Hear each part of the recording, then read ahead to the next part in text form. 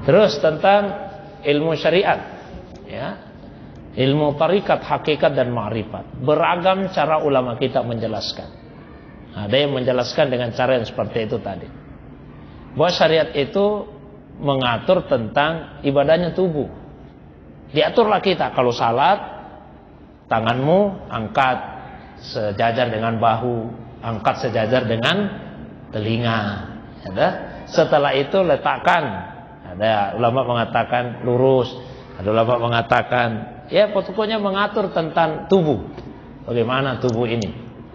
Nah, itu ilmu syariat. Ya, atau ilmu fikih.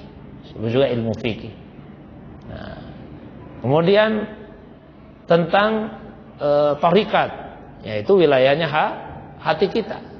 Karena kalau kita salat jangan cuma tubuh saja, tapi mesti hati kita ikut terlibat di dalamnya. Dimana ruhnya salat itu ada pada zikir. Kalau orang bersalat tanpa zikir, maka seperti tubuh yang tidak ada ruhnya. Jadi hati juga terlibat di dalamnya. Nah, kemudian ada lagi ibadahnya ruh, Pak. Ibadah ruh itu lebih dalam daripada ibadahnya hati. Jadi kalau tadi ada ibadah tubuh, ada ibadah hati, ada ibadah ruh. Istilah yang dalam bahasa Arab mensulit diterjemahkan ke bahasa Indonesia. Satu itu disebut ibadah, itu ibadah. Yang kedua disebut ubudiyah.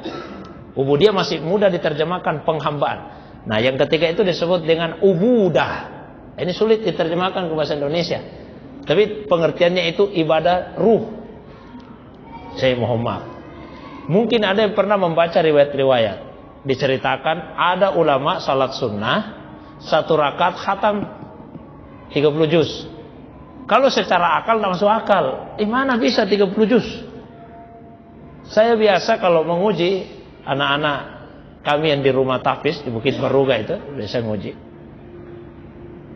Kalau yang 30 juz, memang dia baca betul 30 juz, bukan sampel-sampelnya. Jadi biasa beberapa hari saya ke sana itu menguji. Karena satu juz itu butuh waktu yang normal itu 30 menit, setengah jam, Pak. Jadi saya satu hari ke sana, kalau 10 juz yang dihadapkan 5 jam saya duduk di situ 5 jam. Jadi kalau mau khatam yang normal 15 jam waktu yang dia butuhkan baru membacanya. Bagaimana rukunya, bagaimana sujud, tidak masuk di akal ini riwayat. Ya, ada yang menolak, tidak terlalu ekstrim. Imam Syafi'i disebutkan, beliau bisa khatam Quran 2 kali dalam 1 hari. Tidak begitu ekstrim itu, Pak. Wah, masa 2 jam, 2 kali 1 hari. Ya, tapi ini ada ulama 1 rakaat. Karena ukuran kita itu ukuran akal, itu ibadah tubuh. Kalau lisan yang baca 15 jam yang dia butuhkan, tapi kalau hati kan lebih cepat. Coba, Bang, kita baca Quran pakai lisan, mengaji. Sekarang tidak pakai lisan, hati saja. Itu lebih cepat itu. Surah Al-Fatihah saja diajarkan di hati. Lebih cepat daripada lisan. Apalagi kalau ruh.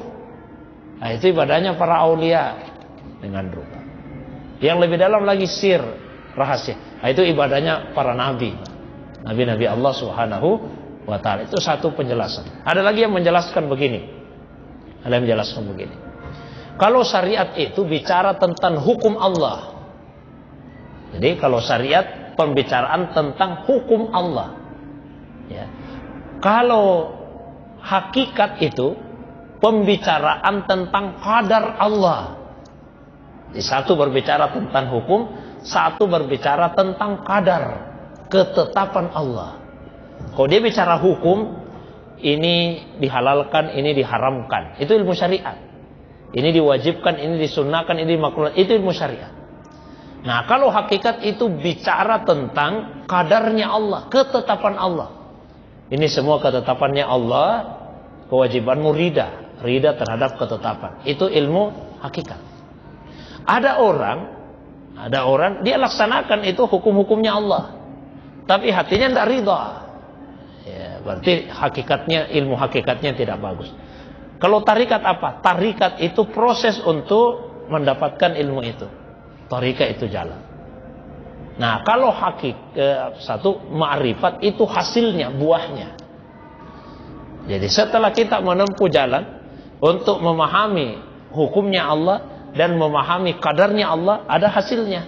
Hasilnya itulah yang disebut dengan ilmu ma'rifat.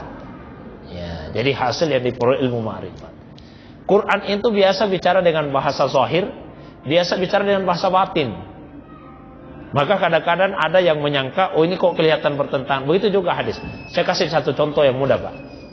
Misalnya, di dalam Al-Quran Allah berfirman, udkhulul jannah bima kuntum ta'malun. Masuklah ke dalam surga bima kuntum ta'malun. Disebabkan amal yang kalian lakukan. Itu firman Allah itu di Al-Quran. Masuklah ke dalam surga disebabkan amal yang kalian lakukan. Kalau kita baca ayat ini, yang menyebabkan masuk surga itu apa? Amal. Disebut masuklah ke dalam surga disebabkan amal yang kalian lakukan. Tapi kemudian kita baca hadis, Nabi mengatakan la yudkhila ahadan amaluhu al-jannah. Amal seseorang itu tidak akan pernah memasukkannya ke surga. Aisyah bahkan bertanya ke Nabi, wala anta ya Rasulullah, Anda juga tidak ya Rasulullah? Kata Nabi, la wala ana, iya tidak, saya juga tidak. Illa ayyataghammadani Allahu birahmatin minhu wa fadl. Tapi saya sudah diliputi rahmat dan karunia-Nya Allah. Kalau kita baca hadis ini berarti bukan amal yang memasukkan ke surga.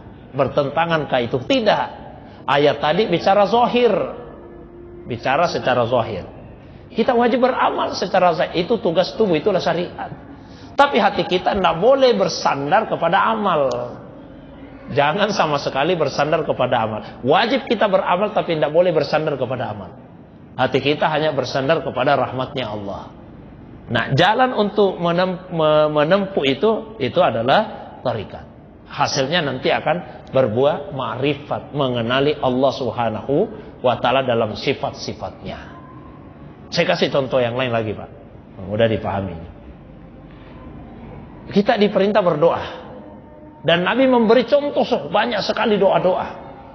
Tapi pertanyaannya sekarang, ya, apakah Allah tahu apa yang dibutuhkan oleh hambanya sebelum hamba itu berdoa? Karena Allah tahu. Jadi tanpa berdoa pun sebetulnya Allah sudah tahu ini yang kita butuh. Itulah sebabnya Nabi Ibrahim pernah berkata, ilmuhu bihali yughni an su'ali. Pengetahuan Allah tentang keadaanku sudah mencukupi saya untuk tidak meminta. Maka ketika beliau berada di dalam api, datang Jibril. Ibrahim, apa yang saya bisa bantu?